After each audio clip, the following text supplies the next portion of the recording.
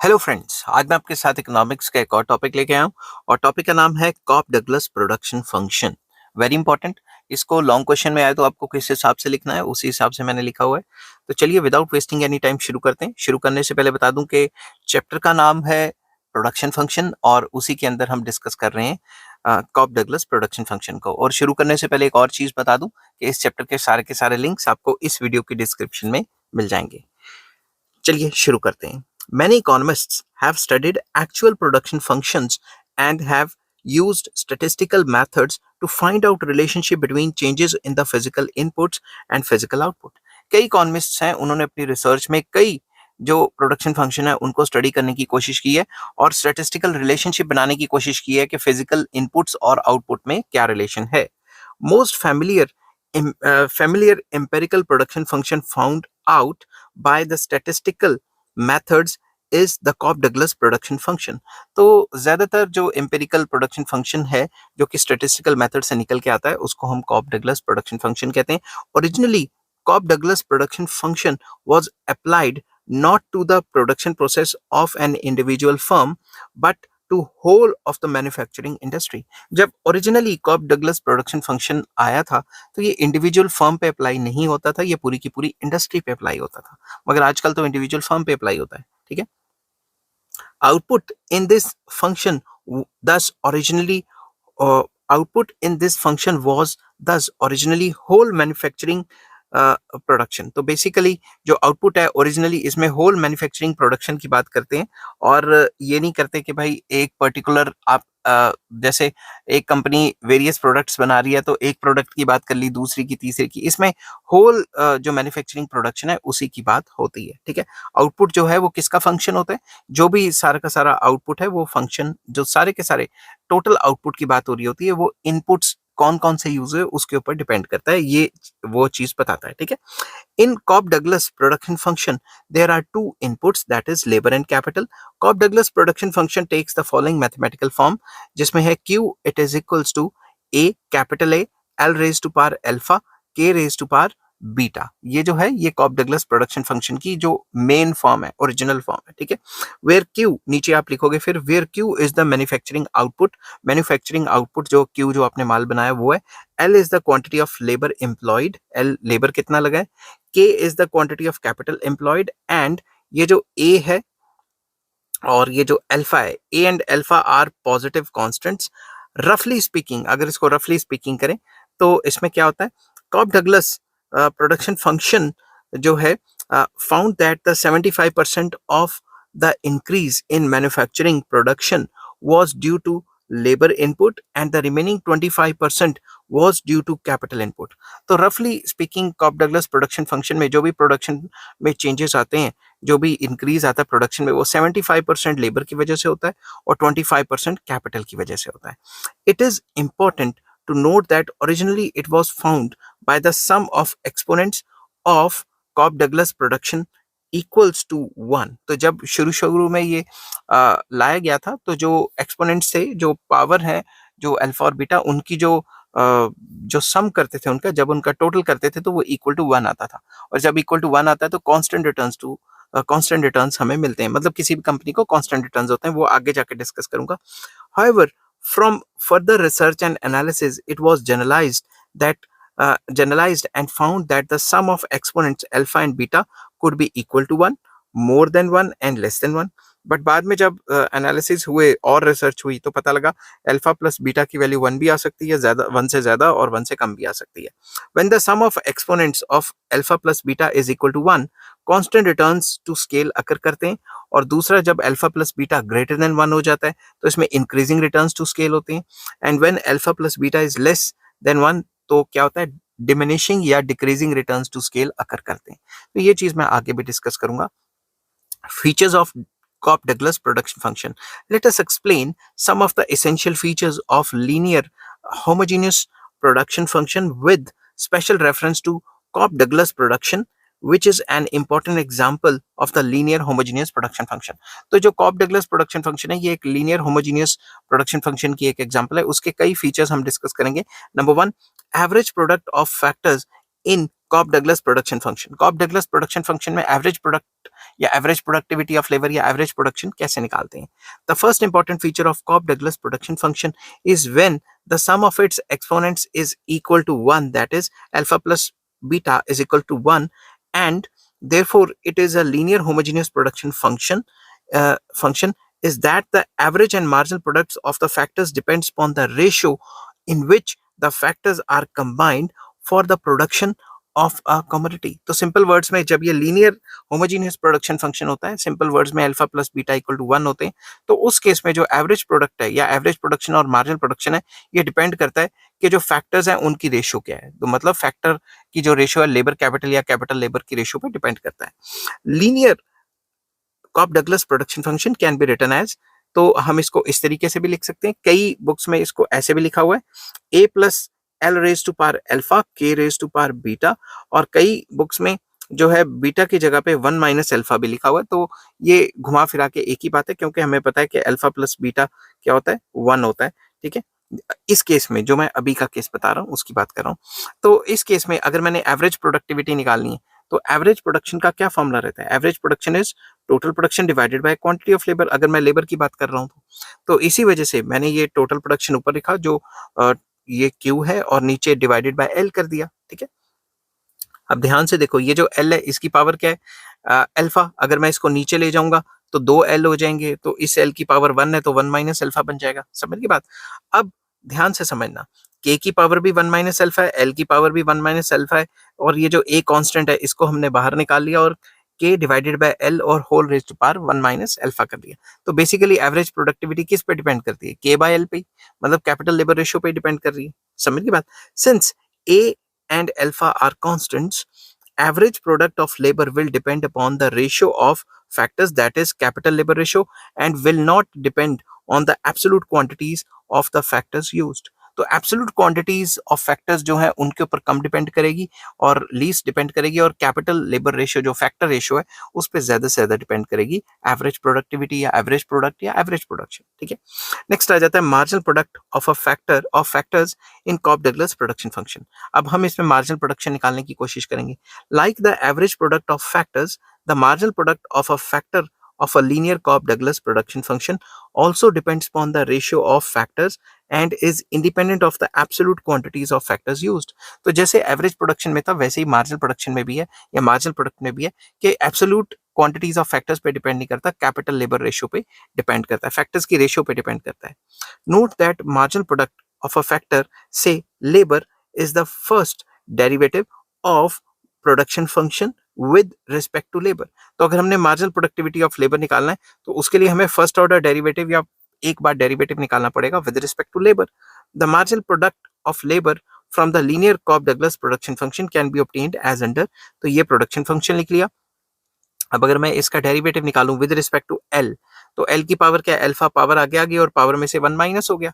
ठीक है, अब इसको फर्दर सॉल्व करूं मैं तो L जो है इसके ऊपर क्या है? Alpha minus 1। तो इसको हम ऐसे भी तो लिख सकते हैं ना, L raise to power alpha into L raise to power minus 1, अगर आपको हल्का फुल्का मैथ आता है।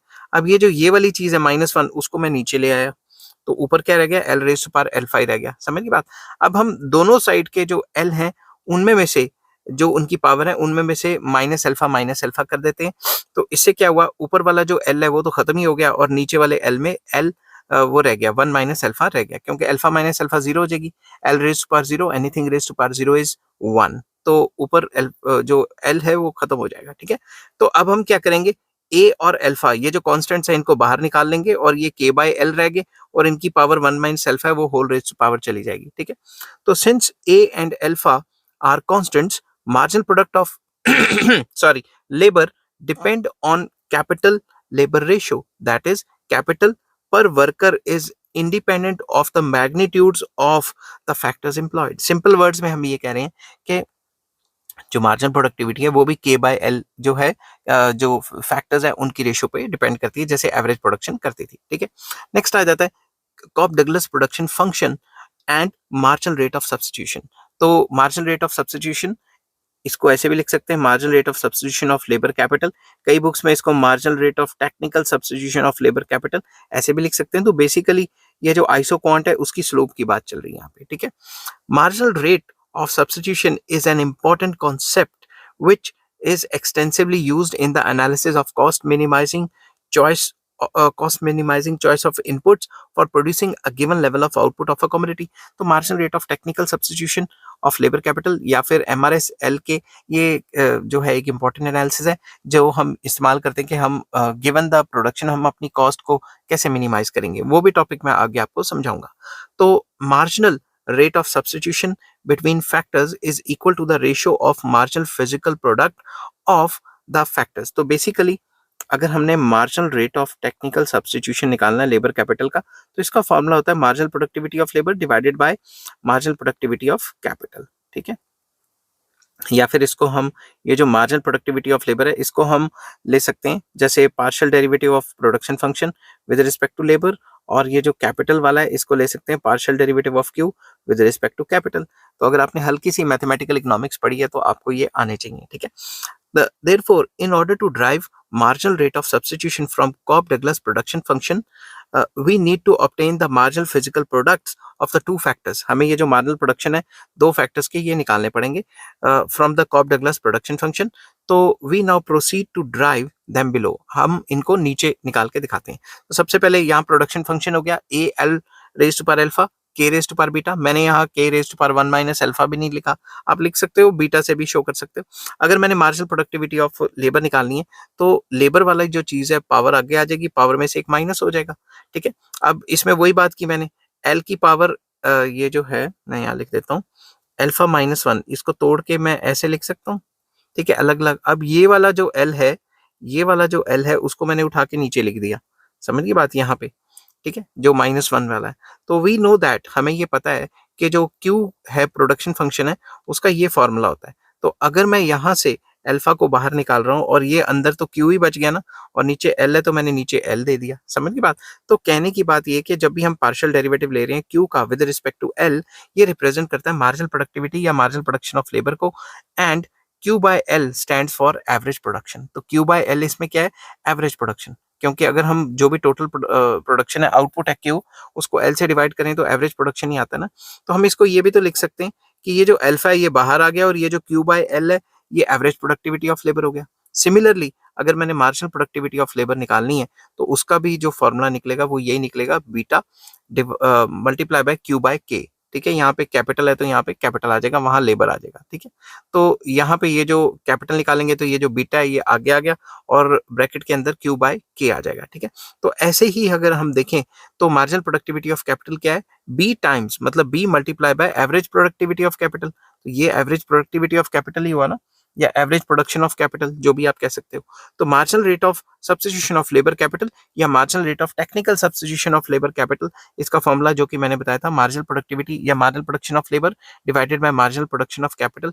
तो दोनों के जो हमने वैल्यूज निकाली हैं वो ऊपर नीचे रखी, ये अल्फा बीटा आ गया, ये वाला Q और ये वाला Q ऊपर वाला कैंसिल हो गया, तो ये हमारा एक फॉर्मूला बन गया। इसको हम फर्दर भी यूज करेंगे आगे। ठीक है, तो फोर्थ पॉइंट इसमें आ जाता है Cobb Douglas production function and elasticity of substitution. तो इस केस में आपको इलास्टिसिटी ऑफ सब्स्टिट्यूशन क्या है वो पता होना चाहिए। Now we can show that in Cobb Douglas production function elasticity of factor substitution, कि एक फैक्टर को दूसरे फैक्टर से कितना हम चेंज कर सकते हैं। इसमें इस केस में कॉब डगलस प्रोडक्शन फंक्शन में ये इक्वल टू यूनिटी रहती है, मतलब इक्वल टू 1 रहता है। तो इलास्टिसिटी ऑफ फैक्टर सब्स्टिट्यूशन का इसमें फॉर्मूला है proportionate change in capital minus labour ratio, मतलब लेबर रेशियो जो है कैपिटल डिवाइडेड बाय लेबर। ठीक है, अब डिवाइडेड बाय इसको करें तो आ जाता है proportionate change in marginal rate of substitution of labour capital. तो इस चीज को अगर हम टेक्निकल टर्म्स में लिखें तो उसको ऐसे लिख सकते हैं कि ये जो है derivative of K with respect to L divided by K L whole over derivative of marginal rate of substitution labour capital with respect to marginal rate of substitution of labour capital. ठीक है, तो इस फॉर्मूले को हम इस तरीके से ड्राइव कर सकते हैं। फर्दर ऊपर वाले को तो हमने सेम रखा, मगर ये जो नीचे वाला है, ये जो मैंने आपको बताया, ये जो ब्रैकेट के अंदर marginal rate of substitution L and के है, ये हमने ऊपर से ये चीज ये निकाली थी ना, ये निकली थी ना ये चीज, तो इस चीज को मैंने पुट कर दिया alpha divided by beta into K by L. तो मैंने alpha divided by beta K by L और इसकी जगह भी यही लिख लिया। ठीक है, further since alpha divided by beta are constant and would not affect the derivative, तो अल्फा डिवाइडेड बाय बीटा जो है वो बाहर आ जाएंगे। ठीक है, यहाँ से बाहर मैंने रख ली है। और अगर आप दूसरी तरफ देखो, it can therefore be factored out, तो अंदर क्या बच गया, के बाय एल, तो ये के बाय एल ही रह गया अंदर, ठीक है, वो कॉमन ले लिया हमने। अब अगर आप ऊपर देखें तो ऊपर वाले में क्या आ रहा है, डेरिवेटिव ऑफ के बाय एल, ये मल्टीप्लाई हो रहा है, इधर से डिवाइड हो रहा है। तो अगर हम इसका देखें तो इस चीज को हम नीचे ले आए और इस चीज को हम ऊपर ले आए। तो जब भी हम इसको डिवाइड कर रहे हैं, इस रकम को इस पूरी की पूरी रकम से डिवाइड कर रहे हैं, तो ये इस हिसाब से सिंप्लीफाई हो जाएगी हमारे पास, ठीक है। तो अगर आपको इतना मैथमेटिकल जो है सिंप्लीफिकेशंस नहीं आती, तो आपके लिए काफ़ी मुश्किल हो जाएगा इस चीज़ को करना। तो आपको ये सिंप्लीफिकेशंस आनी चाहिए, जो कि बहुत इंपॉर्टेंट है, ठीक है। तो उसके बाद ये जो के बाय एल यहाँ से उड़ जाएगा, तो इस हिसाब से आप सिंप्लीफाई कर सकते हो। तो इसको सिंप्लीफाई करके जब हम सिंप्लीफाई करके लिखते हैं, तो ये कट कटा के 1 आ जाएंगी, जो कि कॉप डगलस प्रोडक्शन फंक्शन में माना गया है, ठीक है, क्योंकि उसमें सब्स्टिट्यूशन को 1 माना गया है और हमने प्रूव कर दिया कि ये 1 ही आती है। तो नेक्स्ट आ जाता है Cobb Douglas production function and returns to scale, very important. An important property of Cobb-Douglas production function is that the sum of its exponents, जो अल्फा प्लस बीटा है, measure the returns to scale। इससे returns to scale के बारे में पता लगता है। Cobb-Douglas production function in general form जो है वो ये a L raised to power alpha k raised to power beta। In this production function, the sum of the exponents मतलब alpha plus beta measures the returns to scale, multiplying each input जो कि labour and capital है bye a constant factor जी। हम हर एक को जी से multiply कर देते हैं, तो लेबर के साथ भी हमने जी लिख दिया स्मॉल जी, और कैपिटल के साथ भी जी लिख दिया, ठीक है। नेक्स्ट स्टेप में हमने क्या किया, हमने ये जो जी है अल्फा वाला और जो जी बीटा वाला ब्रैकेट खोल के उनको बाहर निकाल दिया, और अंदर जो बचा वो प्रोडक्शन फंक्शन ही है, तो हम ऐसे लिख सकते हैं ना। तो when the base is same powers are added, तो मैंने लिख दिया G raise to power alpha plus beta, और ये जो पूरा का पूरा है ये प्रोडक्शन फंक्शन है, तो इसकी जगह क्यू ही लिख लिया, ठीक है। This means that when each input is increased by a constant factor G, output Q increases by G raise to power alpha plus beta. तो आउटपुट अगर सारे फैक्टर जी से बढ़ाए जाएं, तो जी अमाउंट से बढ़ाए जाएं, तो जो आउटपुट है वो G raise to power alpha plus beta से बढ़ेगी। नाउ इफ अगर हम ये मानते हैं कि alpha plus beta equal to 1 है, then in this case production function क्या है, जी रेज टू पावर 1 हो जाएगा, मतलब सिर्फ जी और क्यू ही रह जाएगा। When alpha plus beta is equals to 1, output जो कि ये क्यू है ब्रैकेट के अंदर वाली, increases by the same amount of factor as G. अगर सारे के सारे फैक्टर को जी अमाउंट से बढ़ाया, तो आउटपुट भी उतनी की उतनी बढ़ेगी, जो कि हमें बताता है कि कांस्टेंट रिटर्न्स टू स्केल है, by which both inputs are increased.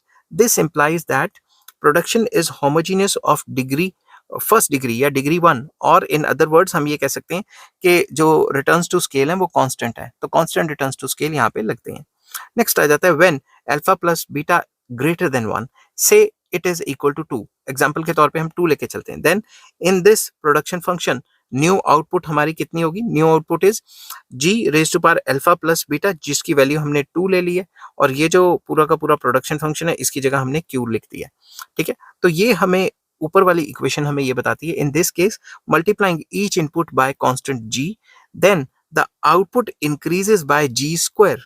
Output कितने से बढ़ता है, जी स्क्वायर से, मतलब ज्यादा से बढ़ रहा है, ठीक है, मोर देन जी, जी से भी ज्यादा बढ़ रहा है, जितने हमने फैक्टर्स यूज किए उससे ज्यादा आउटपुट बढ़ रही है। Therefore when alpha plus beta is greater than 1, Cobb Douglas production function exhibits increasing returns to scale. तो हमें क्या होते हैं, इंक्रीजिंग रिटर्न्स टू स्केल होते हैं उस केस में। Third case, when alpha plus beta is less than 1, say it is equal to 0.8, then the production function जो नई आउटपुट है वो कैसे निकलेगी, q dash is equals to g raised to power alpha plus beta, और ये production function साथ में लगती है, और हमने assume किया कि ये तो 0.8 है। Increasing each input by constant factor g will cause the output to increase by g raised to power 0.8, which is less than 1। Less than G, G से भी कम हो रहा है, तो इस केस में जितने फैक्टर बढ़ाए आउटपुट उतनी भी नहीं बढ़ पाई, तो रिटर्न्स टू स्केल होंगे वो डिमिनिशिंग या डिक्रीजिंग होंगे। तो इसको थोड़ा जनरलाइज कर लेते हैं। It therefore follows from above that the sum of the exponents जो है अल्फा प्लस बीटा जो है उनका sum in the Cobb Douglas production function that is alpha plus beta measure the returns to scale. If alpha plus beta is equals to 1, returns to scale are constant. If alpha plus beta greater than 1, तो returns to scale increasing होंगे। If alpha plus beta less than 1, तो diminishing returns या decreasing returns to scale होंगे, ठीक है। तो एक long question में आपने इस तरीके से आपने उसको अटेम्प्ट करना है। आई होप ये वीडियो आपको पसंद आई होगी। अगर पसंद आती है तो please like, share and subscribe. इस चैप्टर के सारे लिंक्स, चैप्टर का नाम है प्रोडक्शन फंक्शन, और इस चैप्टर के सारे लिंक्स आपको इस वीडियो के डिस्क्रिप्शन में मिल जाएंगे। Take care, bye bye.